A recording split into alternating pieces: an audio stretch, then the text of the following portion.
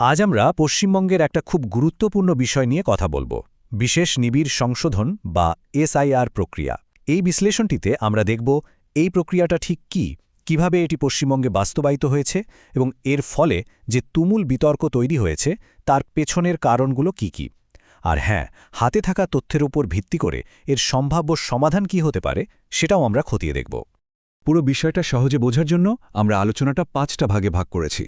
প্রথমে আমরা এসআইআর এর মূল উদ্দেশ্যটা কি তা জানব। এরপর আমরা কিছু গুরুত্বপূর্ণ পরিসংখ্যান আর বিতর্কগুলো দেখব। তারপর আমরা বিশ্লেষণ করব যে উদ্দেশ্য আর বাস্তবতার মধ্যে ফারাকটা কোথায়, এর সাথে যুক্ত ঝুঁকিগুলো কি কি সেটাও আমরা দেখব। আর সবশেষে সামনে এগোনোর জন্য কিছু সুপারিশ নিয়ে কথা বলবো। তো চলুন শুরু করা যাক প্রথম অংশ দিয়ে। ভারতের নির্বাচন কমিশনের এই বিশেষ নিবিড় সংশোধন প্রক্রিয়া বা এসআইআর আসলে কি? দেখুন, সেনার আসলে নির্বাচন কমিশনের একটা রুটিন কাজ। এর মূল লক্ষ্য হল ভোটার তালিকাকে পরিষ্কার আর আপডেট রাখা। মানে যারা মারা গেছেন বা এক জায়গায় থেকে অন্য জায়গায় চলে গেছেন, অথবা যাদের নাম একাধিকবার তালিকায় আছে তাদের নাম বাদ দেওয়া, আর একই সাথে নতুন ভোটারদের নাম যোগ করা। সোজা কথায় এর উদ্দেশ্য হল ভোটার তালিকার নির্ভুলতা নিশ্চিত করা, যেটা কিনা যে কোনো স্বচ্ছ নির্বাচনী প্রক্রিয়ার জন্য খুবই জরুরি। পশ্চিমবঙ্গে এই প্রক্রিয়াটা একটা নির্দিষ্ট টাইমলাইন ধরে এগিয়েছে। যেমন ধরুন, 2025-এর নভেম্বরে কাজটা শুরু হয়, ডিসেম্বরের 9 তারিখে একটা খসড়া তালিকা বের করা হয়, এরপর ফেব্রুয়ারির 7 তারিখে চূড়ান্ত তালিকা প্রকাশ করা হয়, আর মার্চ মাস পর্যন্ত এর যাচাইকরণের কাজ চলতে থাকে। অনেকেই মনে করছেন 2026-এর বিধানসভা নির্বাচনকে মাথায় রেখেই এই পুরো প্রক্রিয়াটা চালানো হচ্ছে। আচ্ছা, এবার আসুন কিছু ডেটা আর বিতর্কের দিকে নজর দেওয়া যাক। ঠিক কি কি তথ্য সামনে এসেছে আর তা নিয়ে রাজনৈতিক অঙ্গনে কি চলছে। প্রথম যে সংখ্যাটা সামনে আসে সেটাই বেশ চমকে দেওয়ার মতো। খসড়া তালিকা থেকে প্রায় 58 লক্ষ ভোটারের নাম বাদ দেওয়া হয়েছে। হ্যাঁ, ঠিকই শুনছেন, প্রায় 58 লক্ষ। আর এই সংখ্যাটা নিয়েই কিন্তু বিতর্কের ঝড় ওঠে। কিন্তু প্রশ্ন হল, কেন এত নাম বাদ পড়ল? ডেটা বলছে এর কারণগুলো মূলত প্রশাসনিক। যেমন প্রায় 41% নাম বাদ পড়েছে মৃত্যুর কারণে, আরও 35% বাদ গেছে কারণ ভোটাররা অন্য জায়গায় চলে গেছেন, মানে ট্রান্সফার হয়েছেন, আর বাকি 24%কে তাদের দেওয়া ঠিকানায় খুঁজে পাওয়া যায়নি। তো আপাতদৃষ্টিতে এগুলো রুটিন কারণ বলেই মনে হচ্ছে। কিন্তু গল্পটা এখানেই শেষ নয়।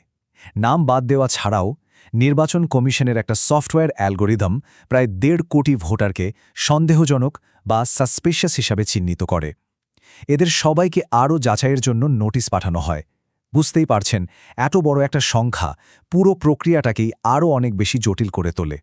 আর এই বিশাল কর্মযজ্ঞ নিয়ে রাজনৈতিক দলগুলোর ব্যাখ্যা কিন্তু একেবারেই দুই মেরুর। একদিকে তৃণমূল কংগ্রেস অভিযোগ করছে যে এটা একটা রাজনৈতিক উদ্দেশ্যপ্রণোদিত জিহাদ, অনেকটা এনআরসির মতো, আর এর মাধ্যমে নির্দিষ্ট কিছু সম্প্রদায়কে টার্গেট করা হচ্ছে।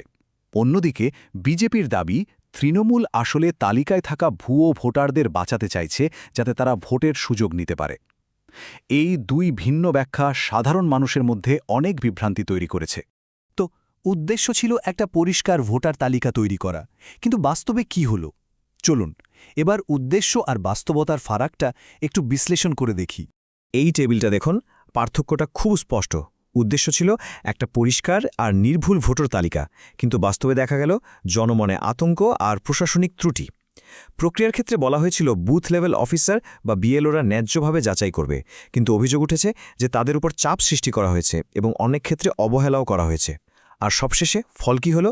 যেখানে নির্বাচনী ব্যবস্থার অখণ্ডতা বাড়ার কথা ছিল, সেখানে এই প্রক্রিয়াটাই একটা রাজনৈতিক হাতিয়ার হয়ে দাঁড়ালো আর সামাজিক সংকট তৈরি করল। একটা রিপোর্ট থেকে পাওয়া এই উদ্ধৃতিটি খুব গুরুত্বপূর্ণ। গুজরাটে প্রক্রিয়াটি 13% নাম বাদ দিয়ে মসৃণভাবে এগিয়েছে, কিন্তু পশ্চিমবঙ্গে রাজনীতির কারণে এটি জটিল হয়ে উঠেছে। এর থেকে একটা বিষয় স্পষ্ট হয়, সমস্যাটা হয়তো প্রক্রিয়ার মধ্যে ততটা নেই যতটা আছে এখানকার রাজনৈতিক পরিস্থিতির মধ্যে।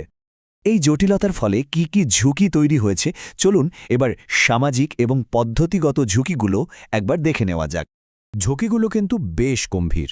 প্রথমত, অনেক সত্যিকারের ভোটারের নাম বাদ পড়ার আশঙ্কা তৈরি হয়েছে। দ্বিতীয়ত, নির্বাচন কমিশনের মতো একটি প্রতিষ্ঠানের ওপর মানুষের আস্থা কমে যাচ্ছে। এর সাথে সাথে সামাজিক এবং সাম্প্রদায়িক উত্তেজনাও বাড়ছে। কিছু রিপোর্টে মানসিক চাপের কারণে প্রায় 14টি আত্মহত্যার অভিযোগও উঠেছে। এমনকি ভয়ের কারণে কিছু মানুষ নাকি বাংলাদেশে ফিরে যাওয়ার কথাও ভাবছেন। সুতরাং এর প্রভাবটা শুধু প্রশাসনিক স্তরে সীমাবদ্ধ নেই, তা অনেক গভীরে পৌঁছেছে। তাহলে এই পরিস্থিতি থেকে বেরোনোর উপায় কি? আসুন সবশেষে কিছু সুপারিশ নিয়ে আলোচনা করা যাক।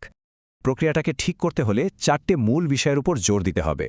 প্রথমত, স্বচ্ছতা বাড়াতে হবে আর মানুষের মধ্যে সচেতনতা তৈরি করতে হবে। দ্বিতীয়ত, প্রশাসনিক প্রক্রিয়াগুলোকে আরও উন্নত করতে হবে এবং কর্মীদের সঠিক প্রশিক্ষণ দিতে হবে। তৃতীয়ত, যা সবচেয়ে জরুরি, এই পুরো বাস্তবায়ন প্রক্রিয়াকে রাজনীতির বাইরে রাখতে হবে। আর চতুর্থত, যাচাইকরণ এবং কাগজপত্র জমা দেওয়ার প্রক্রিয়াটা আরও সহজ করতে হবে যাতে সাধারণ মানুষের ভোগান্তি কমে। এর মধ্যে একটা খুব গুরুত্বপূর্ণ সুপারিশ হল একটা বড়সড় জনসচেতনতামূলক ক্যাম্পেইন চালানো, যার মূল বার্তা হবে CAR আর NRC এক জিনিস নয়, এটা শুধু ভোটার তালিকা পরিষ্কার করার একটা প্রক্রিয়া। এই বার্তাটা সরাসরি মানুষের কাছে পৌঁছে দিতে পারলে তাদের মনের ভয় আর আতঙ্ক অনেকটাই দূর করা সম্ভব হবে। সবশেষে একটা বড় প্রশ্ন কিন্তু থেকেই যায়। একদিকে ভোটার তালিকা পরিষ্কার রাখাটা প্রশাসনিকভাবে জরুরি, অন্যদিকে এই প্রক্রিয়ার ফলে মারাত্মক সামাজিক ক্ষতি হচ্ছে। এখন প্রশ্ন হলো, এইরকম একটা জরুরি কিন্তু ত্রুটিপূর্ণ প্রক্রিয়াকে অল্প স্বল্প সংস্কার করে চালিয়ে যাওয়া উচিত, নাকি একটা সময়ে একে পুরোপুরি থামিয়ে দিয়ে নতুন করে ডিজাইন করা উচিত? এই জটিল প্রশ্নটাই কিন্তু আমাদের ভাবনার জন্য রইল।